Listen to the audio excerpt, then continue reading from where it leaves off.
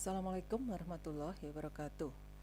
Materi pada video kali ini adalah mengenai manajemen data. Ya, di dalamnya nanti juga ada mengenai data governance dan knowledge management. Itu di video yang berbeda nanti ya. Kalau di sini kita hanya video ini hanya menjelaskan mengenai manajemen data. Ya. Kenapa sih sebenarnya data itu harus di-manage? Mungkin ini juga sudah saya kemukakan berulang-ulang bahwa pada saat ini di era sistem informasi yang seperti ini ya, internet, digital gitu ya, Anda sadari, Anda ketahui bahwa jumlah informasi data digital yang sekarang ini ada, yang bisa dibuat, bisa didapatkan, bisa disebarkan, itu meningkat dengan amat sangat pesat ya. Mungkin Anda juga pernah melakukan itu, misalkan Anda membuat foto, image gitu ya, Anda capture itu dalam sehari aja deh Anda sudah berapa kali foto gitu ya. Setelah itu Anda sebarkan, itu baru satu orang, baru satu handphone gitu ya. Nah, Anda bayangkan kalau di dunia ini itu seperti apa ya, mungkin lebih dari jutaan peralatan ya, tidak hanya handphone aja gitu. Dari peralatan-peralatan yang lain pun di seluruh dunia ini, baik itu menggunakan kamera digital, smartphone, kemudian CCTV gitu kan, security kamera dan lain sebagainya. Itu data yang didapatkan, disebar di dunia maya itu amat sangat banyak sekali. Ya. Nah, data dan informasi yang dikumpulkan dengan cepat dan dalam jumlah yang besar itu tidak hanya dari situ saja ya, misalkan Anda bisa dapatkan juga dari email, dari web page gitu ya, dari ketika Anda melakukan transaksi di supermarket menggunakan kartu kredit, menggunakan kartu debit, kemudian juga mungkin pesan-pesan dari telepon, WA, SMS, dari sosial media dan lain sebagainya. Kemudian juga sumber data dan informasi yang ada ini juga banyak sekali gitu ya. Ada blog, ada mungkin video cast seperti YouTube dan lain sebagainya. Ya, itu secara umum. Nah, sekarang kalau kita lihat pada suatu organisasi atau perusahaan yang pada saat ini rata-rata semuanya, hampir semuanya itu sudah menggunakan sistem dan teknologi informasi, di mana sistem dan teknologi informasi itu harus mensupport dalam pengelolaan data. Ya, di sini bahwa sistem dan teknologi informasi dalam suatu perusahaan atau organisasi itu harus bisa mensupport bagaimana mendapatkan data, bagaimana mengorganizing data, bagaimana menstoring atau menyimpan data, bagaimana mengakses data, menganalisa data, menginterpretasikan data. Ya, dalam satu perusahaan itu juga pasti data yang masuk ke perusahaan itu juga banyak, informasi juga banyak seperti tadi ya. Jadi tidak hanya data itu dari uh, sistem dan teknologi informasi seperti TPS aja, misalkan transaksi pada hari itu, kan tidak hanya itu, seperti tadi ya, security kamera, kemudian email, kemudian dari web page. Kalau perusahaan itu punya suatu web page, mungkin dari pengunjung dari web page-nya itu gitu ya, mengklik apa, itu juga sudah merupakan data maupun informasi yang bisa dihasilkan. Ya. Nah, di sini jika data-data tersebut bisa di-manage, dikelola dengan baik dan tepat, nantinya akan mendukung perusahaan, akan menjadi suatu resource yang amat sangat berguna bagi perusahaan. Ya, di mana data-data itu nanti bisa menghasilkan suatu informasi, dan kemudian informasi ini bisa menjadi suatu knowledge gitu ya. Kalau sudah knowledge itu sudah berharga banget gitu kan. Nah, knowledge di sini kan merupakan resource dari perusahaan yang amat sangat berharga bagi perusahaan tersebut, yang bisa mendukung dari atau memberikan keuntungan kompetitif dari knowledge ini. Ya. Nah, sekarang kita akan melihat kenapa sih kok knowledge itu harus di-manage gitu ya. Kenapa harus ada manajemen knowledge? Ya. Tadi sudah saya jelaskan bahwa sistem informasi itu kan bisa mengakses informasi dengan cepat dan mudah. Ya, dengan sistem informasi, informasi-informasi itu kita bisa dapatkan dengan mudah. Ya, misalkan Anda gitu ya, Anda butuh informasi apa, ya dengan sistem informasi Anda bisa mendapatkan informasi yang mudah dan cepat gitu ya. Entah itu informasi yang Anda dapatkan betul atau tidak, kan Anda harus pintar-pintar untuk memilah-milah data atau informasi yang Anda dapatkan. Nah, sekarang kita lihat di suatu perusahaan. Misalkan di sini seorang manajer, ya, seorang manajer itu, apalagi manajer tingkat tinggi gitu ya, dia dapat mengakses sendiri data-data di perusahaannya. Setelah dia akses, dia dapat menganalisa data tersebut, ya, sesuai dengan kebutuhan ketika dia mencari data itu. Kemudian dengan tools-tools dari sistem dan teknologi yang sudah ada, dia bisa menggunakannya menganalisa data tersebut ya, kemudian menggunakan tools dari menganalisa itu sesuai kebutuhannya juga, yang nantinya akan menghasilkan suatu informasi. Ya, misalkan aja di perusahaan jual beli gitu ya, perusahaan ingin mengetahui keuntungan bulan ini gitu. Manajer itu ingin mengetahui bulan ini kita bulan kemarin lah ya. Bulan kemarin kita untung berapa sih gitu. Ya. Di sini seorang manajer bisa mengakses sendiri data-data. Kalau misalkan dia punya beberapa perusahaan cabang gitu, dia harusnya bisa mengakses data-data di perusahaan itu. Dengan sistem informasi tidak perlu lagi report yang berupa kertas, kan enggak ya. Nah, dari situ kemudian dia analisis, dia gunakan tools-tools apa saja gitu ya yang memang sesuai dengan kebutuhannya. Bisa jadi menggunakan Excel pun dia bisa gitu. Karena memang kebutuhan dia pakai Excel. Gitu ya. Nah, dari Excel dari dia menggunakan Excel, data-data itu diolah dengan menggunakan Excel atau menggunakan aplikasi tertentu yang memang dibuat untuk si manajer seperti dashboard dan lain sebagainya ya, sudah saya jelaskan di materi sebelumnya. Data-data itu nanti akan menampilkan informasi ya. Nah, dari informasi itu seorang manajer nanti dapat menggunakan informasi tersebut atau dapat mengaplikasikannya bersama dengan pengalamannya untuk menyelesaikan suatu masalah tertentu. Ya, misalkan dilihat bahwa keuntungan bulan ini kenapa turun gitu ya. Setelah dia mendapatkan informasi dari data-data tadi, dia melihat kok atau penjualan suatu barang kok bulan ini kok turun gitu, atau keuntungan perusahaan turun gitu. Nah, manajer ini bisa mengintegrasikan dari informasi yang dia dapat dan pengalaman-pengalamannya sebelumnya, experience sebelumnya ya, kemudian dia bisa menyelesaikan masalah bisnis. Oh, kalau dulu seperti ini, itu kalau diterapkan di informasi yang seperti ini itu bisa menyelesaikan masalah misalkan. Ya, ternyata setelah dia terapkan beberapa, ya tidak ada langsung hasilnya ya. Tidak bisa kan langsung hasilnya, mungkin beberapa waktu kemudian ternyata dari keuntungan yang menurun bisa meningkat, atau malah keuntungannya lebih meningkat 2 kali lipat, 3 kali lipat, atau barang yang tadinya nggak laku bisa laku banyak, atau malah tidak laku lagi gitu kan. Nah, di situ muncul suatu knowledge gitu. Ya kan, dari pengalaman dia combine dengan informasi, diterapkan menjadi suatu knowledge lagi gitu.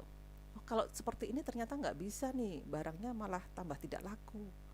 Nah, berarti dia itu kan knowledge ya. Kalau kondisi sekarang kok nggak bisa seperti ini, berarti yang solusi kemarin tidak bisa dipakai gitu. Itu suatu knowledge gitu ya. Nah, knowledge di sini itu perlu dikelola dengan baik gitu. Jadi nanti secara garis besar, nanti kalau manajer itu sudah tidak di situ, diganti orang lain pun bisa menerapkan knowledge yang sama ya, bisa mengembangkan knowledge-nya gitu. Jadi sehingga memang knowledge itu perlu dikelola dengan baik, sehingga nanti di sini tujuannya tidak lain hanya untuk keuntungan bagi perusahaan ya.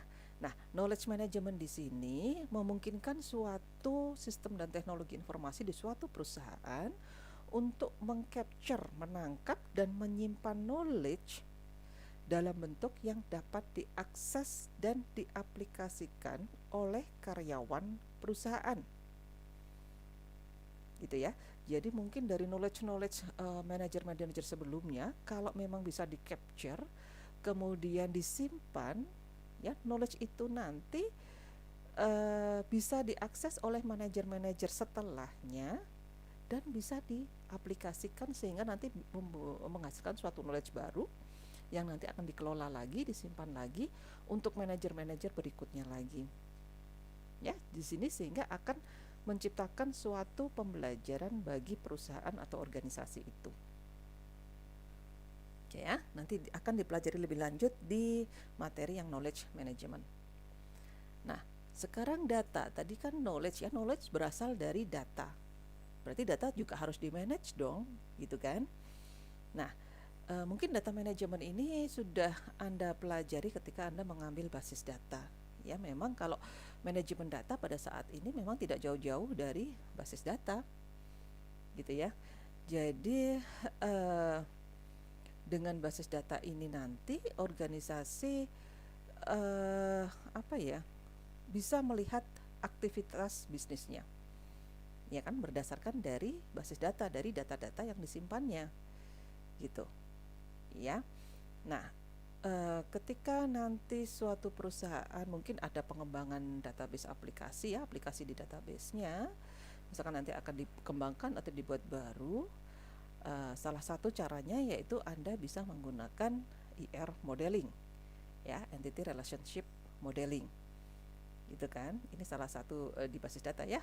Nah, IR modeling ini merupakan model di mana di situ user bisa melihat aktivitas bisnisnya, aktivitas bisnis dari data dari IR-nya, ya kan. Ada berapa entitas di situ yang harus disimpan, apa relasinya, bagaimana, kan begitu, ya. Jadi di sini Anda harus memahami bagaimana menginterpretasikan IR model itu sehingga nanti dapat dilihat apakah developer dapat atau pengembangnya nanti dapat mengcapture aktivitas bisnis dengan benar. Itu ya, sebenarnya basis data itu ketika Anda membuat suatu basis data, Anda tidak boleh, Anda sebagai pengembang itu langsung menetapkan bahwa terjadi sekian entitas gitu ya, yang nantinya terjadi sekian table, itu kan sebenarnya tidak diperbolehkan seperti itu gitu ya. Anda juga harus melihat atau mendapat masukan dari perusahaan atau organisasi di mana basis data itu dibuat. Ya, IR di sini orang harus bisa melihat bener nggak sih datanya ini gitu. Bener nggak sih nanti misalkan butuh informasi ini, maka data-data itu bisa ditampilkan gitu. Ya, misalkan saya ingin tahu di suatu universitas, saya ingin tahu mahasiswa ini mendapatkan nilai mengambil mata kuliah apa saja dan mendapatkan nilai berapa gitu. Nah, di situ kan harus ada hubungan antara mahasiswa dengan mata kuliah. Ya, kalau di IR itu tidak ada hubungannya, tidak ada relasinya, ya berarti tidak tepat gitu ya. Karena antara mahasiswa dengan mata kuliah harus dihubungkan, entah bagaimana menghubungkannya, melalui suatu entitas baru atau bagaimana, kan tetap kelihatan kalau di IR modeling. Gitu ya. Maka di sini memang data itu harus di-manage, salah satunya adalah dengan menggunakan basis data itu. Nah, dalam memanage data ini tidak mudah gitu ya, malah susah gitu. Memanage data itu tidak mudah, susah ya. Yang pertama di sini, kalau di dalam suatu perusahaan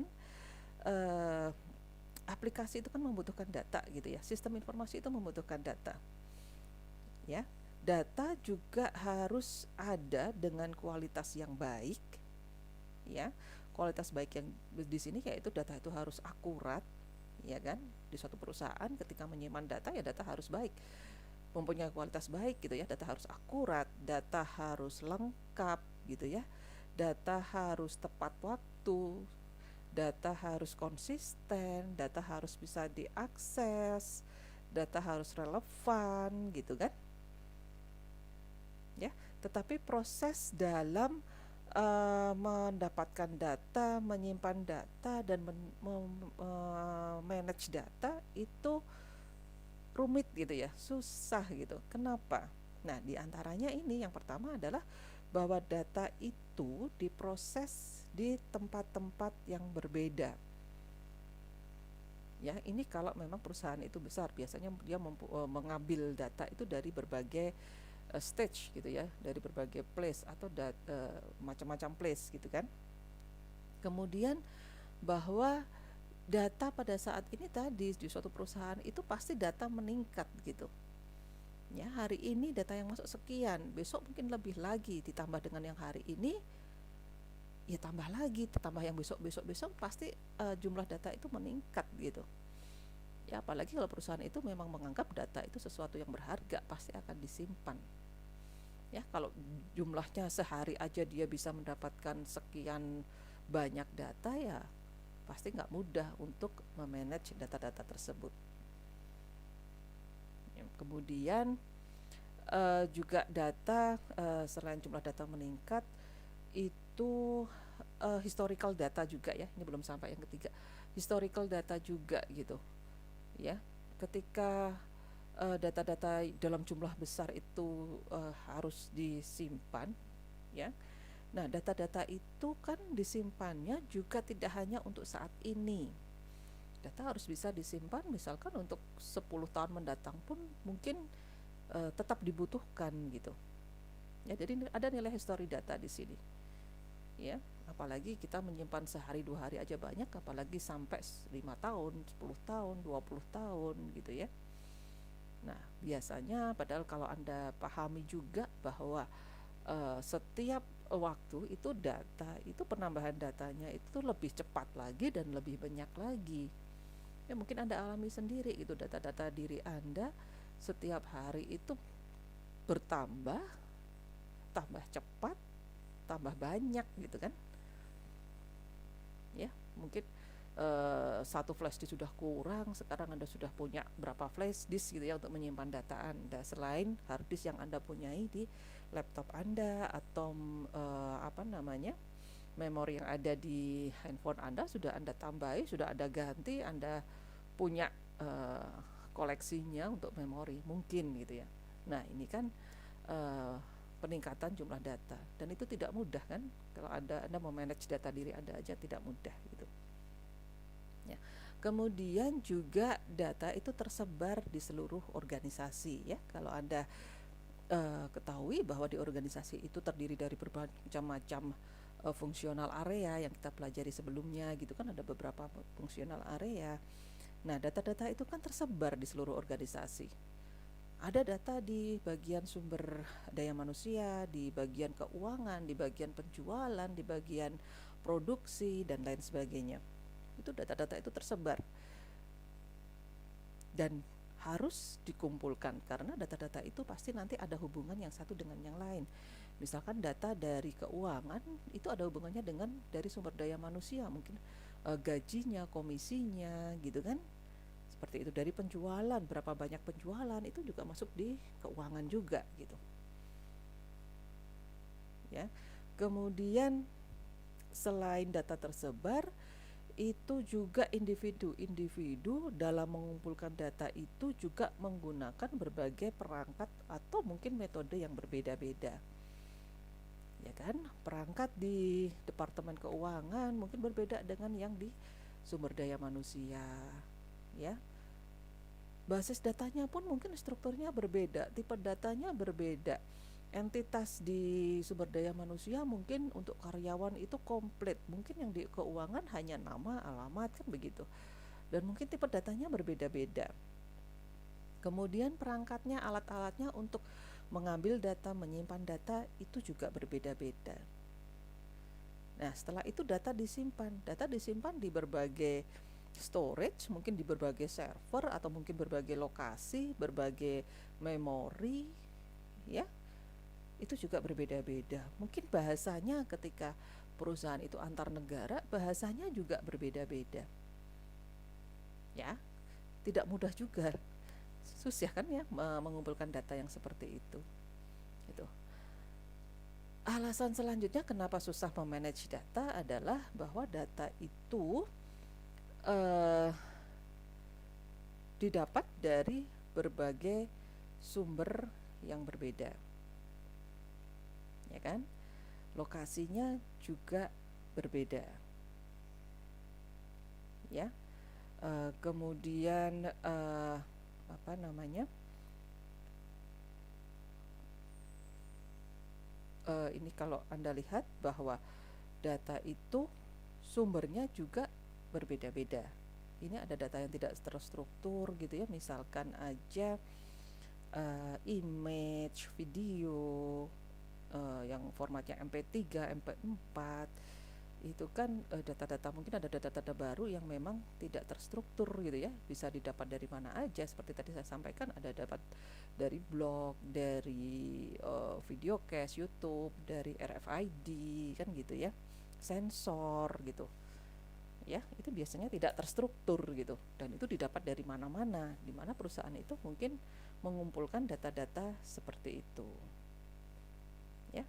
Kemudian datangnya data juga berbeda-beda, mungkin kalau uh, perusahaan itu punya web gitu ya, ada pengunjung ketika mengklik sesuatu itu juga termasuk data, ketika dia mengklik hyperlink kemana itu juga termasuk data ya. Kemudian juga apa ya, dari seseorang sendiri, misalkan pengalaman seseorang, hasil pemikiran seseorang, yang itu tadi knowledge tadi ya, itu juga termasuk data, dari misalnya dari manajer, dari karyawannya ternyata mengalami masalah ini, kemudian bisa diselesaikan dengan ini, atau nanti akibatnya seperti ini gitu ya, itu juga sumber data ya, source data. Susah juga gitu ya, banyak sekali sumbernya, itu tentu tidak mudah gitu ya. Bisa dari internal itu ya database perusahaan sendiri, dari tadi pengalaman manajernya, pemikiran manajer gitu ya. Kalau dari eksternal itu ya tadi website gitu ya, seperti itu. Mungkin ada laporan-laporan yang dari luar perusahaan, apa ya, laporan pemerintah bahwa kondisi sekarang ini ternyata mempengaruhi perusahaan, itu juga termasuk data dan informasi ya.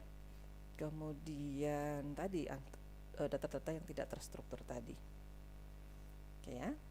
Kemudian masalah selanjutnya adalah bahwa data itu lama-kelamaan juga bisa, apa ya istilahnya, decay gitu ya, usang gitu ya.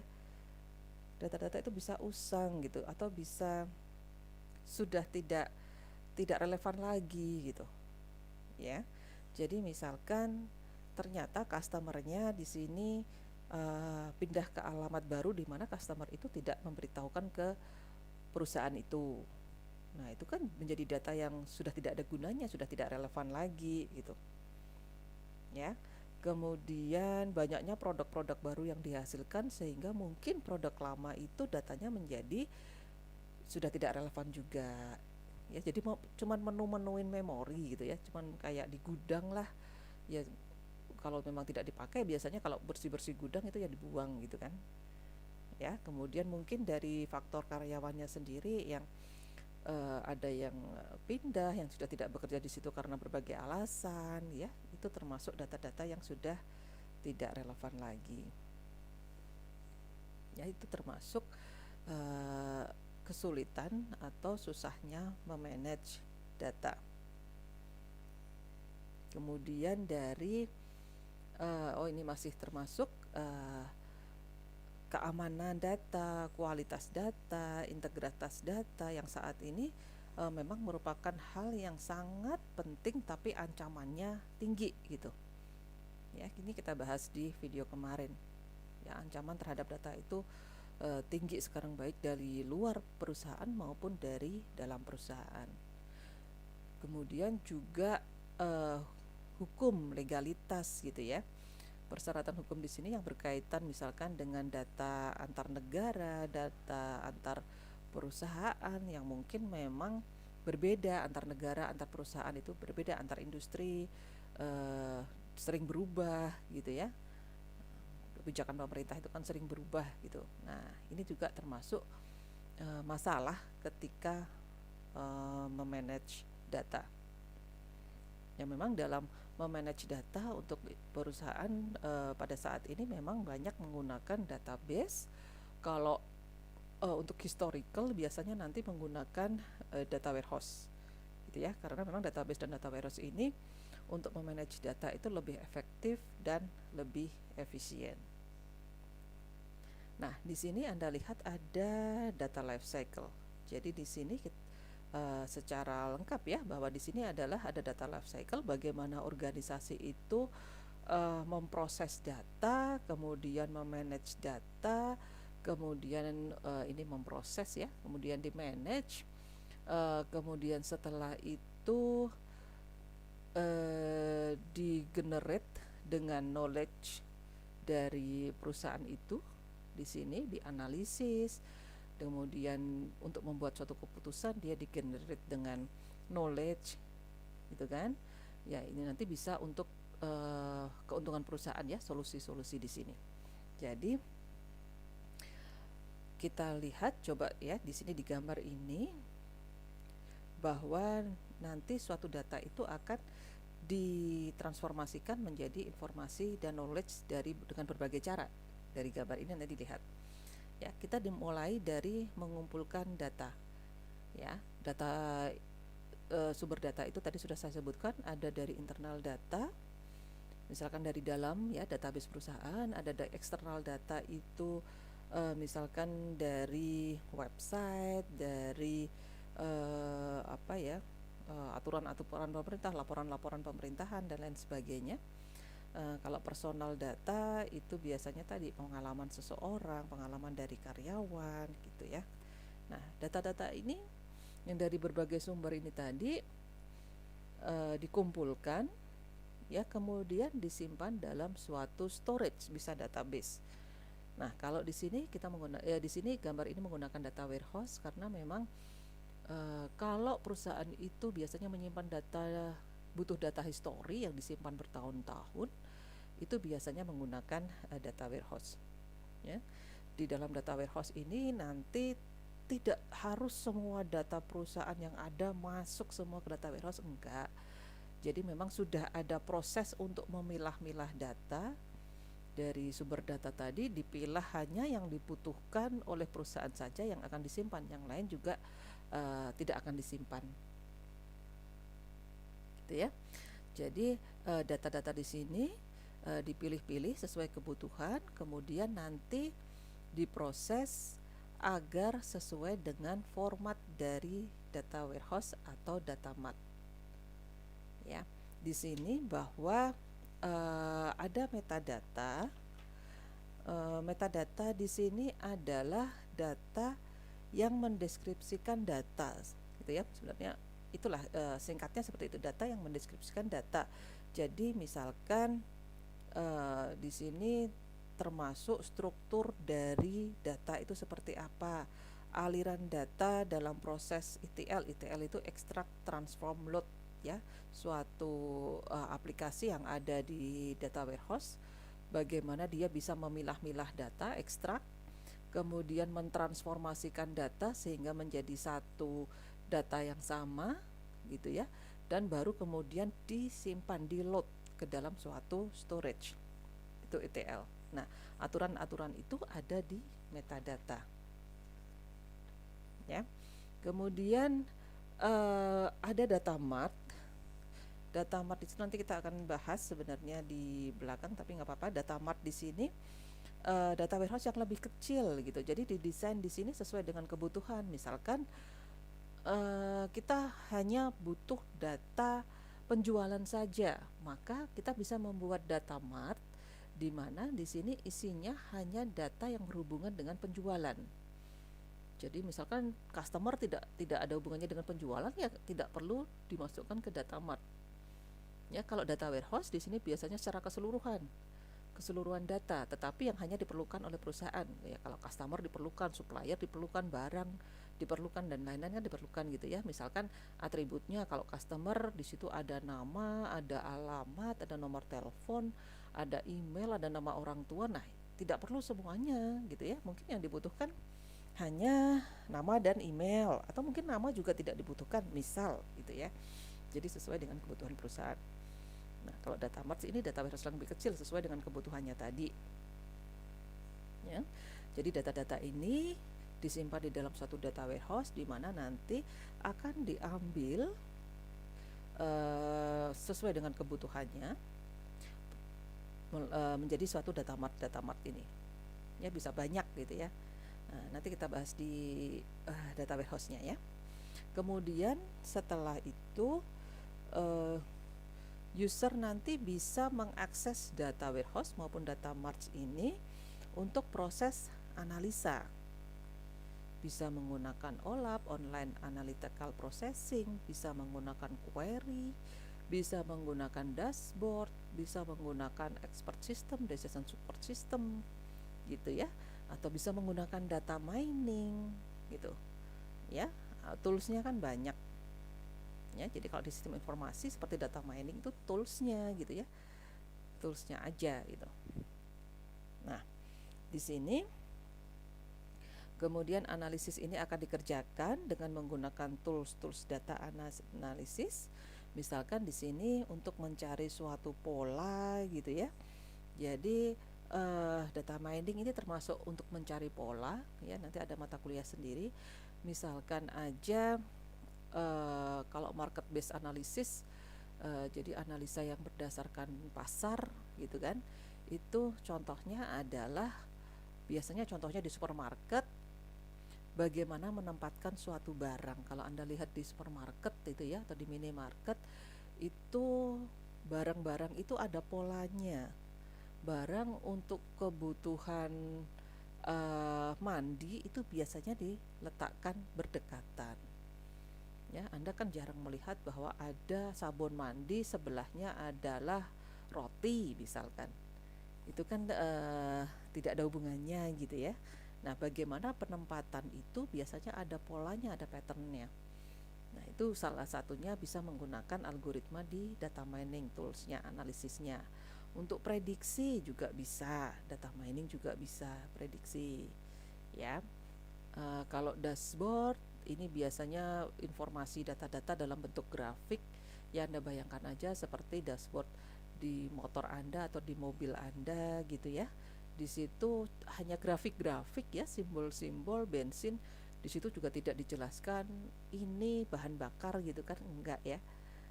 Ya cuman ada simbol apa itu? Simbol bensin gitu, terus ada E, ada F gitu kan, ada anak panahnya. Berarti kalau ke E itu akan kosong, kalau F itu penuh kan gitu. Tapi dari grafik-grafik, gambar-gambar itu usernya paham gitu arti dari itu apa, sehingga dia bisa mengambil keputusan berdasarkan dari gambar atau grafik yang ditampilkan di dashboard. Kalau query itu seperti basis data kan, select, from gitu kan. Decision support system di sini biasanya menggunakan algoritma tertentu juga gitu ya, kayak expert system. Biasanya di situ nanti ada beberapa pertanyaan, kemudian nanti ditampilkan hasilnya. Ya, kalau online analytical processing di sini adalah memproses analisa di prosesnya online gitu. Biasanya di sini memang data warehouse menggunakannya online analytical processing. Ya, nanti akan kita lihat setelah pembahasan data warehouse, di mana di situ tabel-tabelnya itu sudah dimensi banyak gitu. Ya, jadi dengan online analytical processing ini, kalau Anda bayangkan itu seperti, kalau 3 dimensi itu seperti permainan cube itu ya, kubus itu yang bisa diiris-iris. Nanti Anda bisa mengambil satu kubus kecil gitu kan.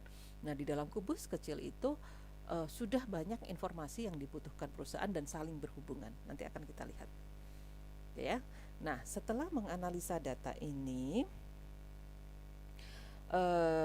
biasanya juga nanti akan menghasilkan suatu result ya.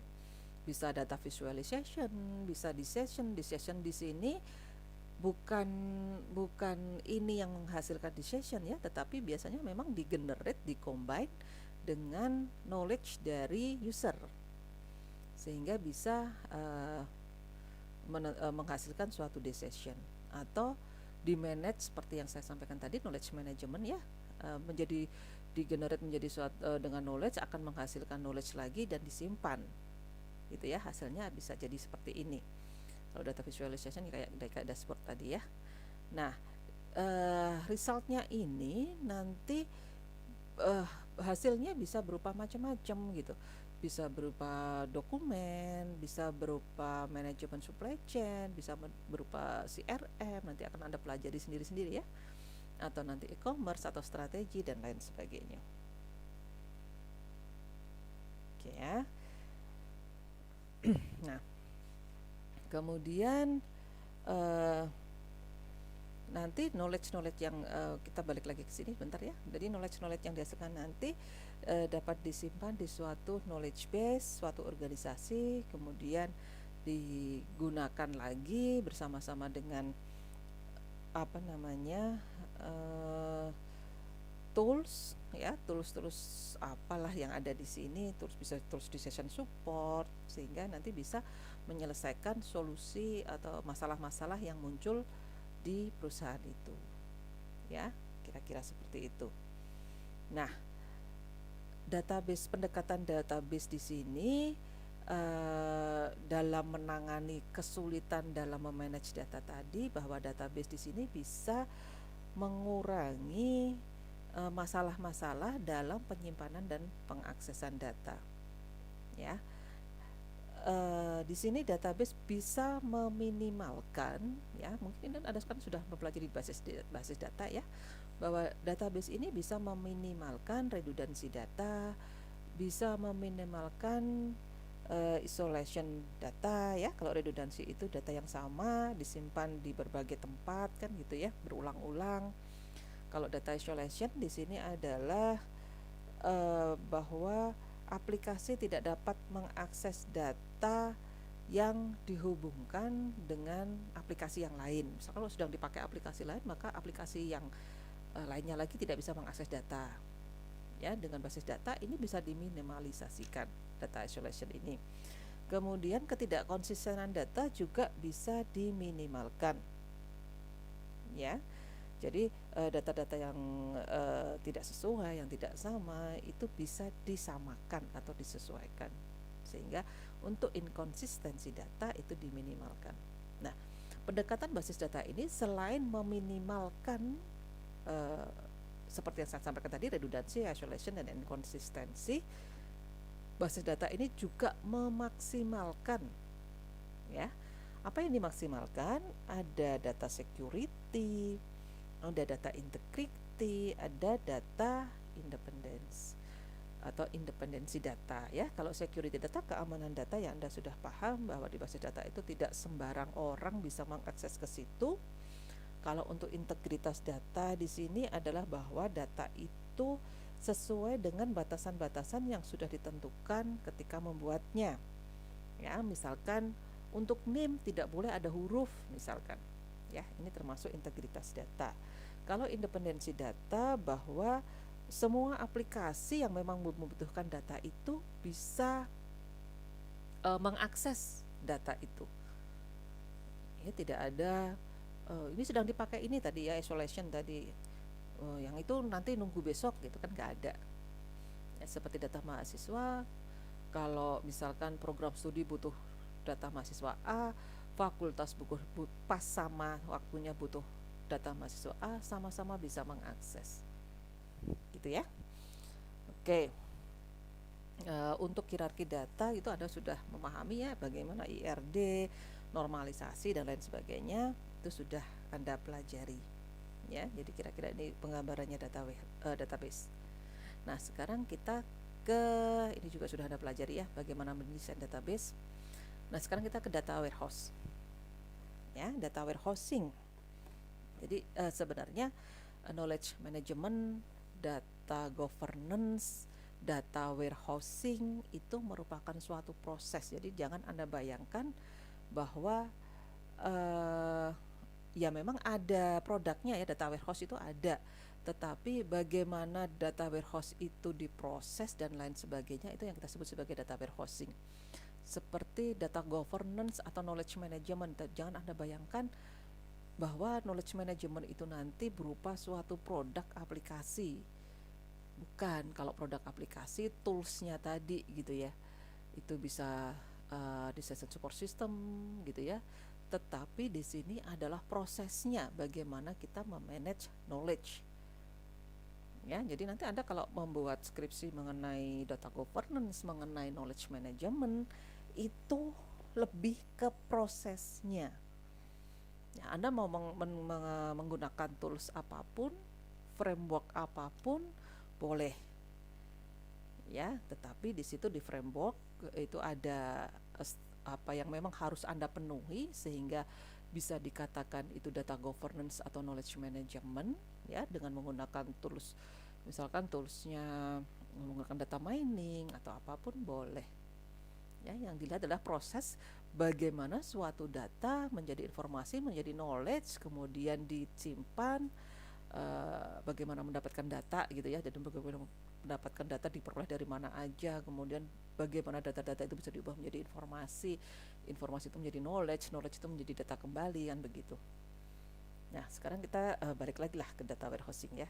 Nah, data warehousing di sini merupakan suatu gudang data histori, ada historinya, karena data-data di sini tidak hanya untuk saat ini gitu ya. Kalau data warehousing itu biasanya untuk kebutuhan yang bertahun-tahun gitu. Nah, itu makanya disebut sebagai historis gitu, karena memang ada historisnya di situ. Dan data warehousing di sini nanti untuk mendukung pengambilan keputusan suatu perusahaan. Biasanya memang digunakan untuk aktivitas-aktivitas yang berhubungan dengan business intelligence. Ya, business intelligence di sini juga suatu proses bagaimana data itu menjadi suatu knowledge, suatu intelligence, kepakaran, sehingga nanti berguna bagi keuntungan perusahaan. Ya, itu business intelligence. Itu nanti juga ada data mining, ada decision support, ada query gitu ya, seperti itu. Oke, kemudian di sini ada karakteristik dari suatu data warehouse. Yang pertama adalah bahwa suatu data warehouse itu disusun atau diorganisasikan menurut dimensi atau subjek. Jadi misalkan nanti dimensinya adalah berdasarkan pelanggan, vendor, produk, harga, dan lain sebagainya. Karena di dalam data warehouse di sini jangan Anda bayangkan tabel yang ada di database ya. Kalau tabel di database itu ada yang menyebut 2 dimensi, tapi kalau saya kok lebih prefer dia 1 dimensi ya. Kalau 2 dimensi itu ada sumbu X, sumbu Y ya. Nah, kalau di database itu kan hanya kolom ya, kolom itu menunjukkan atribut, tetapi barisnya itu entitas gitu kan, nggak bisa juga, karena bawahnya juga entitas lagi, baris kedua juga entitas lagi. Nah, kalau di dalam data warehouse ini sudah lebih dari 2 dimensi seperti saya tadi sebutkan. Anda bayangkan aja suatu cube gitu ya. Kalau misalkan sumbu X-nya adalah produk, sumbu Y-nya itu adalah nama tokonya di mana, kemudian sumbu Z-nya adalah periode waktu ya. Kalau kita iris di dalam satu cube kecil, kita sudah bisa mendapatkan bahwa di toko ini periode waktu tertentu itu menjual produk apa saja. Oke, ya, bisa dibayangkan ya. Oke, nanti ada penggambarannya ya. Jadi di sini nanti informasi yang dihasilkan kalau disusun menurut dimensi subjek itu relevan dengan analisa data dan nanti untuk pengambilan keputusan.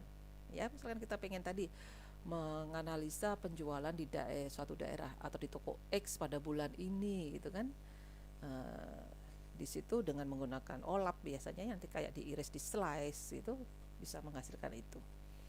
Kemudian karakteristik yang kedua adalah konsisten, bahwa data kalau kita lihat data di dalam database yang berbeda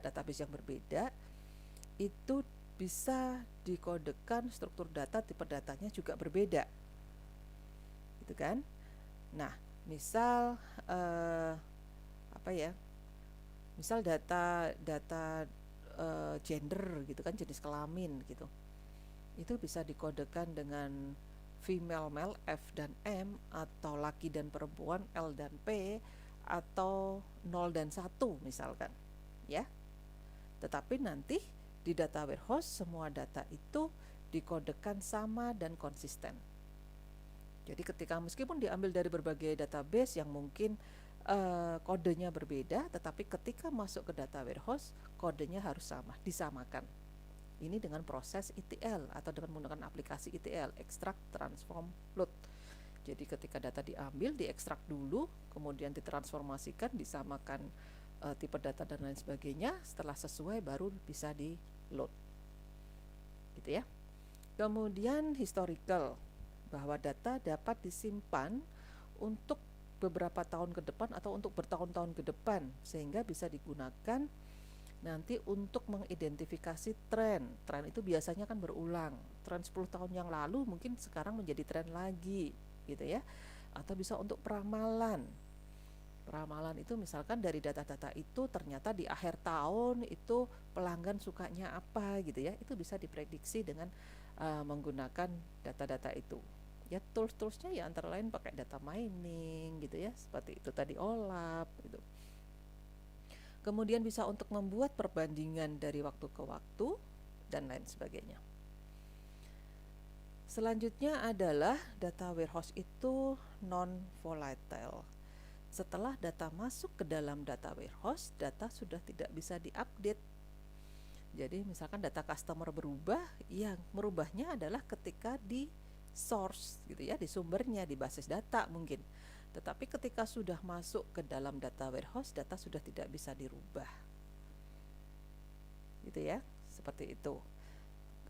Dan di data warehouse dimungkinkan malah terjadi amat sangat banyak redundansi data, dimungkinkan sekali. Jadi beda ya, basis data itu meminimalkan, kalau di dalam data warehouse terjadi redundansi data itu kemungkinan terjadi banyak, ya. Kemudian juga data warehouse itu menggunakan online analytical processing atau OLAP ya, OLAP. Ya, jadi biasanya kalau database itu kan digunakan untuk transaksi-transaksi yang real time, yang menggunakan online transactional processing gitu kan, OLTP ya.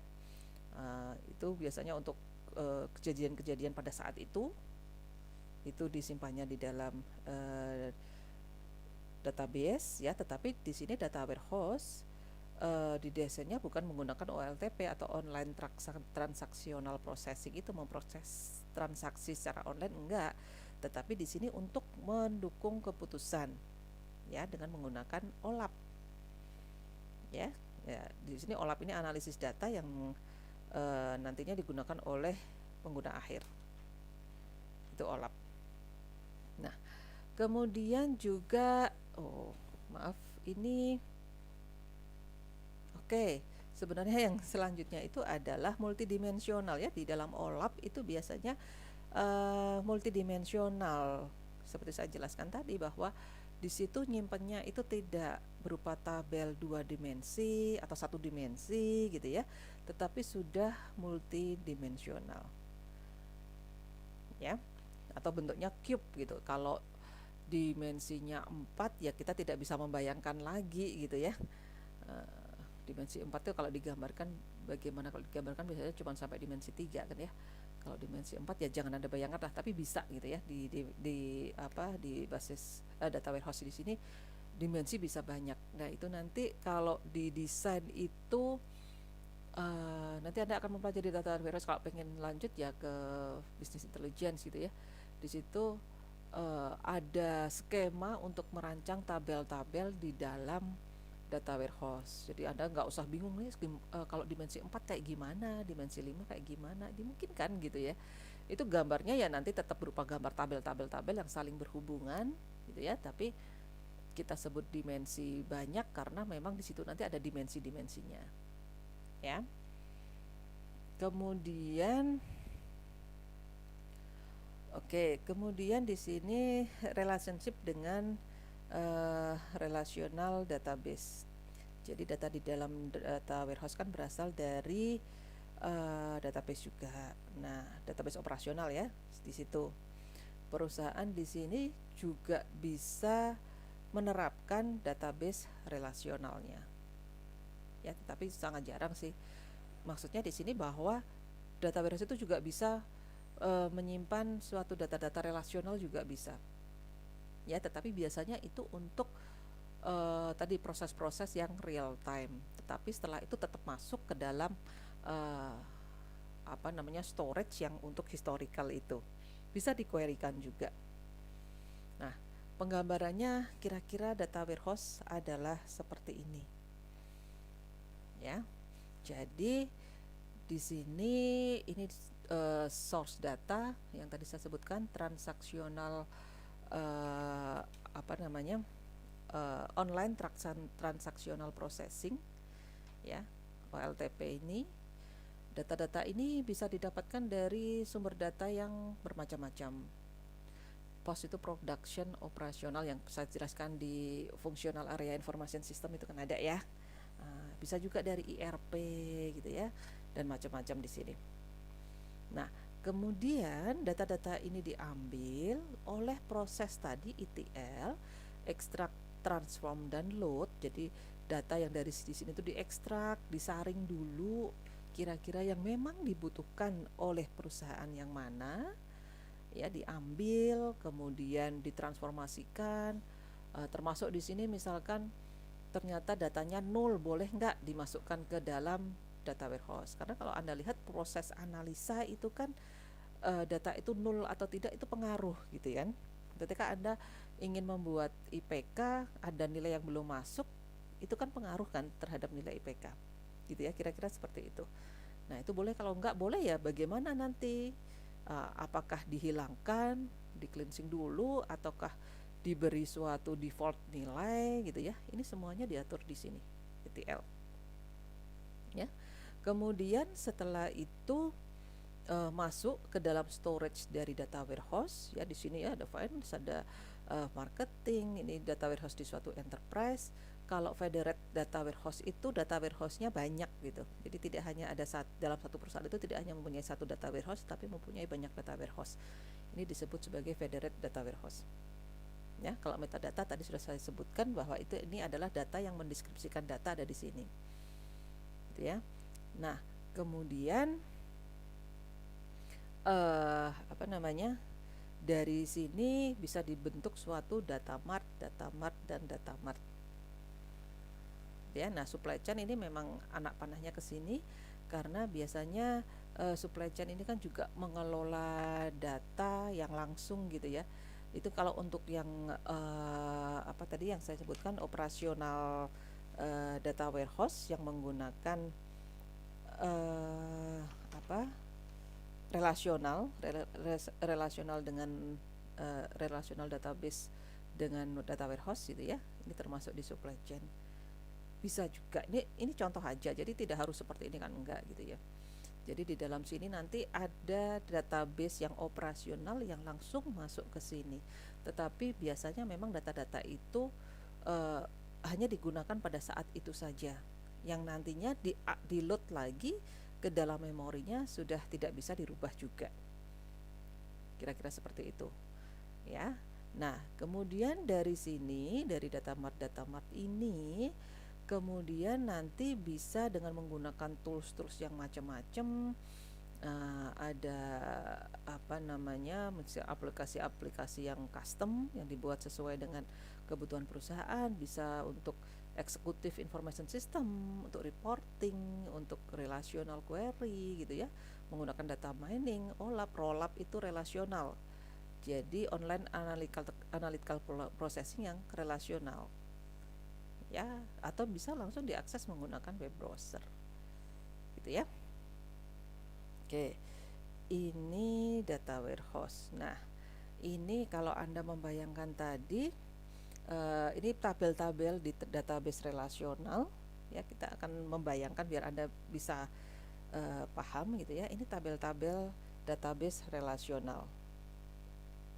Oke ya, jadi Anda lihat di sini bahwa perusahaan itu ada barang yang dihasilkan, ada nuts, ada screw, ada bolts, ada washer. Ya, ini daerahnya. bahwa untuk produk skru misalkan ya, itu daerahnya di East, West, Central. Di East itu ada penjualan sekian dan lain sebagainya ya. Ini tahun 2006, ini 2007, ini 2008 misalkan ya kan. Kalau Anda di database kan Anda melihatnya tabel seperti ini gitu ya. Ini makanya disebut ada yang muncul dua dimensi karena ini ada, kita bisa membaca dari atas dan bisa membaca dari kiri ke kanan gitu ya. Nah, tapi kalau di matematika itu sumbu X, sumbu Y itu kan ada namanya ya. Kalau ini sumbu Y-nya bisa produk, kalau ini sumbu X-nya apa dong? Karena beda-beda nilainya ya. Oke, kemudian nah ini multidimensi yang tadi saya sebutkan. Kira-kira kalau 3 dimensi itu bentuknya seperti cube seperti ini.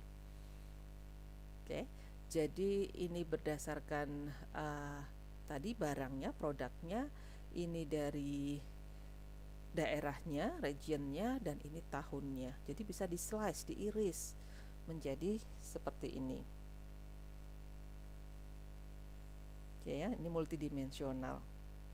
Ya, jadi seperti ada matriks lah yang merepresentasikan di sini penjualan dengan dimensi produk, kemudian region, daerah, dan tahun. Ya, jadi kita bisa melihat di sini bahwa ada dimensinya gitu kan. Nah, kalau di basis data kan seperti ini. Ini di data warehouse. Oke ya. Oke, kalau ini di data warehouse, ini di database. Nah, kalau ini bisa di slice juga di sini satu cube kecil. Ya kan, bahwa produknya Waster di East tahun 2006 saja gitu. Kira-kira seperti itu ya. Kemudian oke, ini setelah di slice. Nah, ini ada beberapa keuntungan dalam penggunaan data warehouse, bahwa end user di sini dapat mengakses data-data yang diperlukan dengan cepat dan mudah melalui web browser. Ya kan, tadi aplikasinya kan salah satunya dengan menggunakan web browser ya. Karena data warehouse ini terpusat, nyimpennya kan terpusat hanya di satu tempat. Ya, kemudian end user di sini misalkan manajer tingkat tinggi atau eksekutifnya kan gitu ya. Kemudian end user di sini dapat melakukan analisa data dengan mungkin yang tidak bisa dilakukan dengan menggunakan basis data biasa. Ya. Kemudian juga end user dapat memiliki tampilan data yang konsolidasi ya, terkonsolidasi gitu ya, terhubung, tersambung, terintegrasi lah. Keuntungan-keuntungan ini mungkin bisa nantinya dapat meningkatkan keuntungan bisnis perusahaan, pengetahuan dari perusahaan, sehingga nanti keuntungan kompetitifnya bisa meningkat ya, menyediakan keuntungan kompetitif, meningkatkan layanan terhadap customer, terhadap kepuasan customer, kemudian memfasilitasi pengambilan keputusan juga bisa. Ya. Nah, tapi masalahnya adalah mahal gitu kan, baik dalam membuatnya maupun pemeliharaannya. Memang data warehousing itu lebih mahal dibandingkan dengan database. Ya, kemudian juga mengambil data tadi kan tidak mudah gitu, mengumpulkan data dari berbagai sumber itu kan tidak mudah. Oke ya. Oke, kira-kira itu untuk materi data manajemen. Terima kasih. Wassalamualaikum warahmatullahi wabarakatuh.